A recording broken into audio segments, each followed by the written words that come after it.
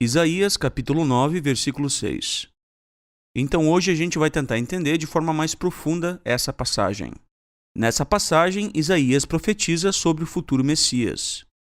Nós lemos: Porque um menino nos nasceu, um filho nos foi dado, e o reinado estará sobre os seus ombros, e ele receberá o nome de Maravilhoso Conselheiro, Deus Poderoso, Pai Eterno, Príncipe da Paz. A maioria das religiões alega que esse texto prova que Jesus é Jeová, pois lemos aqui que Jesus é chamado de Deus Poderoso e de Pai Eterno. Porém, uma análise além do superficial mostrará justamente o oposto. Comecemos pelas frases: Porque um menino nos nasceu, um filho nos foi dado. As primeiras perguntas que surgem são: Deus pode nascer? Será que Deus pode ser um bebê indefeso? Será que Deus é filho de alguém? É claro que não. Então nós já percebemos que essa passagem não trata de Jesus como um ser espiritual, mas trata do seu propósito messiânico. Se você disser que esse texto prova que Jesus é Jeová, o Deus Supremo, você terá necessariamente de admitir que Deus era um bebê, filho de Maria. Os católicos afirmam, por exemplo, que Maria é mãe de Deus, mas os protestantes negam isso. Porém, eu tenho que admitir que os católicos aqui, em contraste com os protestantes evangélicos, pelo menos são coerentes. Veja o seguinte argumento. Premissa 1. Maria é mãe do Messias. Premissa 2. O Messias é Deus. Logo, Maria é mãe de Deus. Se você concorda com as duas premissas, a conclusão é inevitável. Tanto os católicos quanto os protestantes e evangélicos concordam com as premissas. No entanto, os evangélicos e protestantes, sabe-se lá por quê, rejeitam a conclusão. Então, eu devo expressar meu respeito pelos católicos nesse ponto, pois pelo menos eles são coerentes. Seja como for, vemos que aqui está falando do menino Jesus, aquele bebê indefeso. Jeová não é um bebê indefeso. Jeová é o Ser Supremo, onipotente, imortal. Jeová não pode fazer coisas que são contra a sua natureza, como, por exemplo, deixar de ser onipotente e se tornar um bebê indefeso. Dizer que Deus se tornou um bebê indefeso é como dizer que o imortal deixou de ser imortal, ou que a vida eterna findou, ou que o quadrado é redondo. São declarações que ferem a natureza dos sujeitos.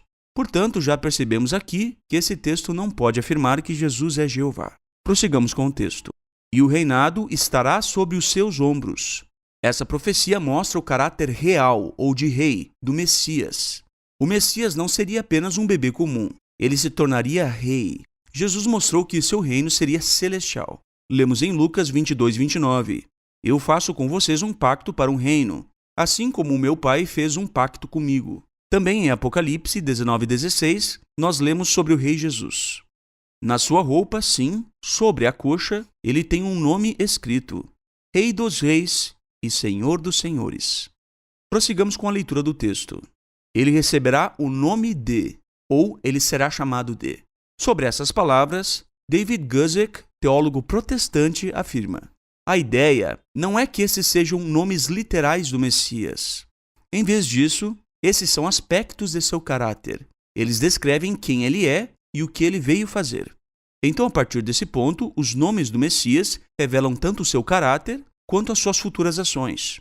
O primeiro título ou nome do Messias é Maravilhoso Conselheiro.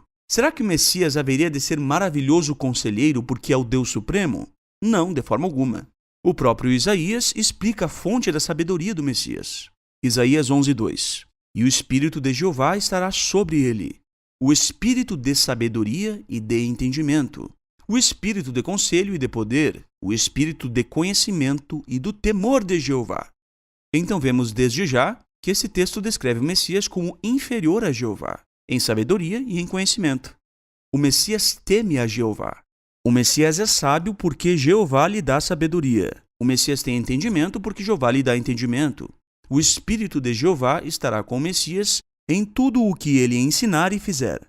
Então vemos que esse texto já mostra que o Messias não pode ser Jeová. Outro título que o Messias recebe é de Príncipe da Paz. Esse belo nome que o Messias há de receber revela que ele é o único governante que trará paz a toda a terra. Certamente é ele quem há de cumprir a profecia do Salmo 37, 11. Mas os mansos possuirão a terra e terão grande alegria na abundância de paz. Outro belo nome que o Messias recebe é Pai Eterno. Esse nome, infelizmente, tem sido mal interpretado pelas religiões. Algumas traduções têm vertido Pai da Eternidade. No entanto, essa forma pode transmitir um sentido inapropriado ao leitor. Jesus Cristo, o Messias, por ser o agente principal da vida da parte de Deus, foi profeticamente chamado de Pai Eterno. Qualquer pessoa que tenha imitadores e seguidores, ou aqueles que demonstrem suas qualidades, é considerada como um pai para eles. Mas ninguém é pai da eternidade, no sentido de ser o criador da eternidade. A eternidade passada não tem criador nem pai. Se algo foi criado, não é eterno. Se é eterno, não foi criado. A eternidade passada não pode ter sido criada. Dizer que alguém é o criador da eternidade é como dizer que alguém é um solteiro casado. É uma contradição na própria natureza dos sentidos dos termos. Aqueles que acreditam na Trindade muitas vezes usam esse título para tentar provar que Jesus é o Pai, no caso, o Pai Eterno. No entanto, é importante salientar que a doutrina da Trindade não diz que Jesus é o Pai Eterno, mas o Filho Eterno. Portanto, quem crê na Trindade não deveria olhar para esse título como uma evidência da Trindade. Longe disso. A doutrina do unicismo ou sabelianismo, que é encarada como heresia pelos trinitários, é que prega que Jesus é o Pai Eterno. Então, quem diz que Jesus é o Pai Eterno são os unicistas, não os trinitários. Portanto, esse texto não deveria ser usado por trinitários para tentar provar que Jesus é o Pai Eterno, pois na Trindade Jesus não é o Pai Eterno, mas o Filho Eterno. Porém, a Trindade é tão confusa que nem mesmo aqueles que nela creem conseguem defender a sua crença. A Trindade prega que o Pai não é o Filho e que o Filho não é o Espírito Santo, mas que são todos o mesmo Deus. Já o unicismo prega que o Pai é o Filho. Portanto, um trinitário entra em contradição quando alega que Jesus é o Pai Eterno. Mas é exatamente isso que esperaríamos de uma doutrina confusa e antibíblica, assim como a Trindade. Mas o que significa realmente esse título? Primeiro pergunte-se, quem é o pai da humanidade? A resposta é Adão. Nós somos filhos de Adão, que por sua vez era filho de Deus.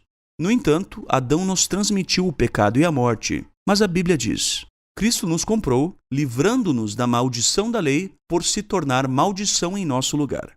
E outra vez, eu porei nele a minha confiança. E ainda, eis aqui estou, eu e os filhos que Deus me deu. Segundo Almeida Atualizada.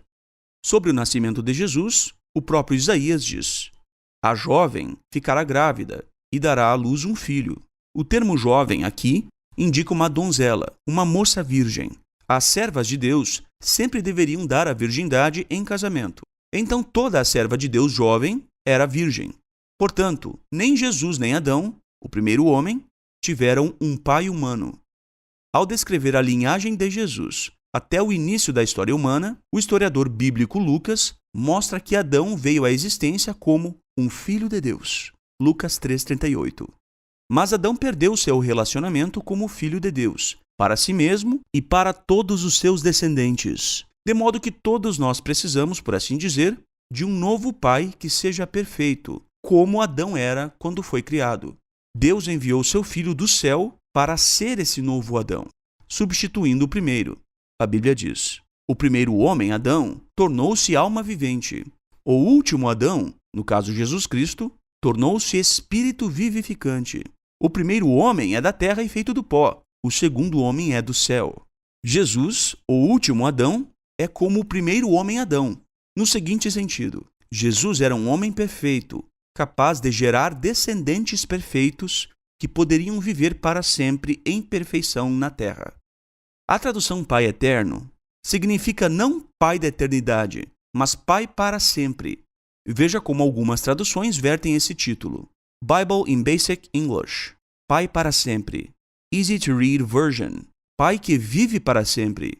The A-Rames Bible. Pai do mundo por vir. The Scriptures, 2009. Pai da continuidade. Em harmonia com isso, o Trinitário, veja só, o Trinitário Norman Geisler, famoso teólogo protestante, escreveu: a tradicional doutrina da Trindade sustenta que Deus é uma só essência em três pessoas, o Pai, o Filho e o Espírito Santo. Entretanto, Isaías 9,6 chama o Messias de Pai da Eternidade. Como Jesus pode ser tanto o Pai como o Filho? Este versículo não é uma fórmula trinitariana, que chama Jesus Cristo de Pai. A primeira parte do versículo 6 faz referência à encarnação de Jesus, ou seja, trata do Messias como um bebê. Com este enfoque, vemos que Jesus é aquele que nos dá a vida eterna. Por meio de sua morte, sepultamento e ressurreição, ele trouxe à luz vida e imortalidade. Verdadeiramente, ele é o Pai da eternidade para o seu povo. O nome Pai da eternidade quer dizer, tal como o Pai amoroso tudo provisiona a seus filhos, assim também Jesus nos ama e nos provisionou, dando-nos vida eterna. Então vemos nesse comentário que, embora Norman Geisler creia na Trindade, ele não pensa que esse título, Pai Eterno, se refere a Jesus como sendo Deus, mas a interpretação de Norman Geisler dessa passagem é a mesma das Testemunhas de Jeová. Por fim, o Messias também recebe o título de Deus Poderoso. Sobre todos os títulos dados ao Messias nessa passagem, nós lemos na obra Expositor's Bible Commentary. Veja só que interessante esse comentário. Esses títulos foram reivindicados como provas incontestáveis de que o profeta tinha uma pessoa absolutamente divina em vista. Um dos mais distintos estudiosos do Antigo Testamento declara que o libertador que Isaías promete é nada menos do que um Deus, no sentido metafísico da palavra. Existem razões sérias, no entanto, que nos fazem duvidar dessa conclusão e, embora defendamos firmemente que Jesus era Deus, nos impedem de reconhecer esses nomes como profecias de sua divindade. Pessoas que estão dizendo isso são aquelas que acreditam que Jesus é Deus. Seguindo, 2 dos nomes podem ser usados em referência a um monarca terrestre, maravilhoso conselheiro e príncipe da paz, que estão dentro do alcance da virtude humana. Será mais difícil fazer com que as mentes ocidentais vejam como o título Pai Eterno poderia ser aplicado a um mero homem. Porém, a atribuição de eternidade não é incomum nos títulos orientais, e no Antigo Testamento, às vezes, é aplicado a coisas que perecem. Quando os hebreus falam de alguém como eterno, isso não implica necessariamente divindade. O segundo nome, que denominamos Deus Forte ou Deus Poderoso, é de fato aplicado ao próprio Jeová no capítulo seguinte, mas, no plural, é também aplicado a homens por Ezequiel, Ezequiel 32, 21. A parte traduzida Deus é frequentemente um título do ser divino no Antigo Testamento, mas literalmente significa apenas poderoso, e é aplicado por Ezequiel, em Ezequiel 32, 11, a Nabucodonosor. Devemos hesitar, portanto, em entender por esses nomes um Deus no sentido metafísico da palavra. Os autores ainda adicionaram que o profeta Isaías simplesmente anularia a força de sua mensagem e confundiria a geração para a qual ele a trouxe, se ele ou eles tivessem concebido o Messias segundo a concepção da teologia cristã, como uma personalidade divina separada. Muito interessante esse comentário, não é mesmo? Então veja que os próprios trinitários estão admitindo que esse texto não deve ser usado para tentar provar que Jesus é Deus no sentido metafísico da palavra. Isso está sendo admitido pelos protestantes, por aqueles que acreditam que Jesus é Deus. Engraçado que essas mesmas pessoas também dizem o contrário. Também dizem, não, esse texto prova que Jesus é Deus. Afinal, prova ou não prova? Engraçado que depois os protestantes ficam dizendo que as Testemunhas de Jeová ficam mudando de entendimento da Bíblia. Quanta contradição existe nos ensinos protestantes. Quanta contradição. E nós podemos inclusive ler os textos citados nessa obra. Na Almeida Atualizada, nós lemos em Ezequiel 32, 21. Os mais poderosos dos valentes, juntamente com os que o socorrem, lhe gritarão do além. Desceram e lá jazem eles, os incircuncisos, traspassados à espada. A expressão hebraica traduzida aqui, por mais poderosos dos valentes, é a mesma aplicada ao Messias, Deus Forte, em sua forma plural. Então, Ezequiel 32, 21 poderia ser traduzido literalmente, os deuses fortes, juntamente com os que o socorrem, e aí segue-se a leitura. Podemos ler também Ezequiel 31, 11. Eu o entregarei nas mãos da mais poderosa das nações, que lhe dará o tratamento segundo merece a sua perversidade. Lançá-lo-ei fora. Almeida atualizada. A expressão hebraica, traduzida na Almeida atualizada por a mais poderosa das nações, é também muito semelhante à expressão aplicada ao Messias, a saber, Deus, em sua forma plural. Nesse texto, o título Deus é aplicado à Babilônia, em referência a Nabucodonosor. O que significa, então, ser o Messias Deus poderoso, ou Deus forte? Esse belo nome tem a ver com o poder do Messias. Esse poder pode ser tanto de guerra, quanto para restabelecer a ordem no mundo. É verdade que Isaías também chama Jeová de Deus forte, ou Deus poderoso. Mas isso não quer dizer, nem de longe, que o Messias é Jeová. Esse é um falso raciocínio. Na cultura hebraica, era muito comum que os monarcas fossem tratados como divindades, ou como deuses, em um sentido, obviamente, inferior a como Jeová é Deus. E isso é reconhecido por uma vasta quantidade de hebraístas e teólogos. Certa vez, um antagonista das Testemunhas de Jeová disse: Isaías era puramente monoteísta, portanto, se ele disse que o Messias era Deus forte, é porque acreditava que o Messias seria Jeová. Jeová também é chamado de Deus forte. Bem, Isaías era sim monoteísta, mas era também unitário, não trinitário.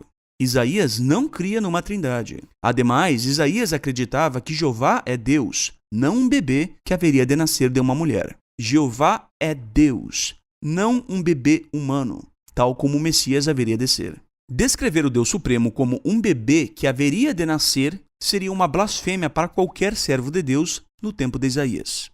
Sim, Jeová é também chamado por Isaías de Deus forte. Nós não negamos isso. O que nós negamos é a implicação que os trinitários fazem disso. Isso não quer dizer que o Messias é Jeová. Em nenhum momento Isaías diz que o Messias seria Jeová. A conclusão de que o Messias é Jeová é uma inferência feita por trinitários, não uma declaração de Isaías. Conforme vimos, até mesmo pessoas que defendem que Jesus é Deus, tais como Norman Geisler e os autores da obra Expositor's Bible Commentary, postulam que a passagem de Isaías 9:6 não deve ser usada para testar esse conceito. A conclusão sobre esse assunto é: os nomes que o Messias recebe estão relacionados com a função que ele exerce após seu nascimento na terra. Ele é maravilhoso conselheiro, porque Jeová lhe dá sabedoria. Príncipe da paz, porque é o único rei que trará a paz verdadeira à terra. Pai para sempre, porque assume o papel de Adão e é o príncipe que conduzirá a humanidade para a vida eterna. E Deus forte, porque é valente para guerrear contra os inimigos de Deus e poderoso para aplicar a vontade de Deus na terra. Eu espero que você tenha gostado desse vídeo. Um grande abraço e fique em paz.